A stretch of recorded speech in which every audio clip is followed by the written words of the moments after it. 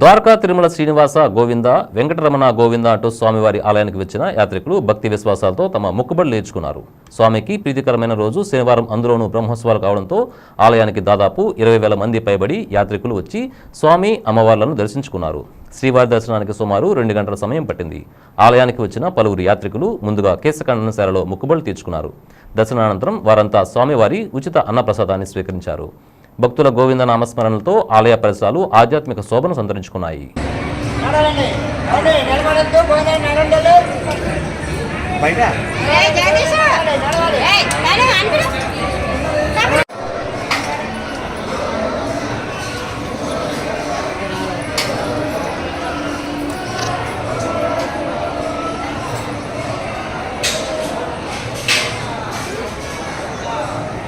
జరపాలి మా సేవలు గోవిందాలకుంటూ జరగమని చెప్పండి. గోవిందాలకుంటూ జరగమని చెప్పాలి, నిలబడమని చెప్పాలి.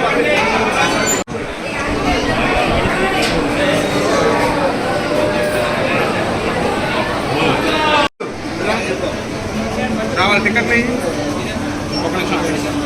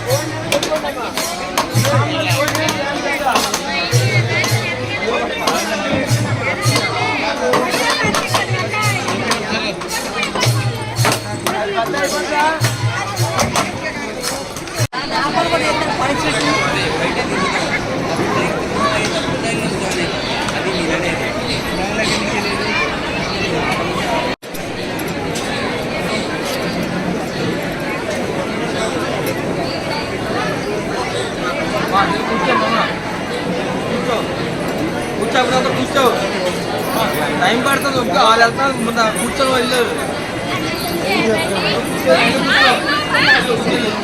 ఒకరు అరగంట టైం పడుతుంది కూర్చోలేదు. చెట్టు మొత్తం తీసేసాడు. కత్తి అరగంట అయిపోయింది. చెట్టు బొత్తాడు మరి ఉంచే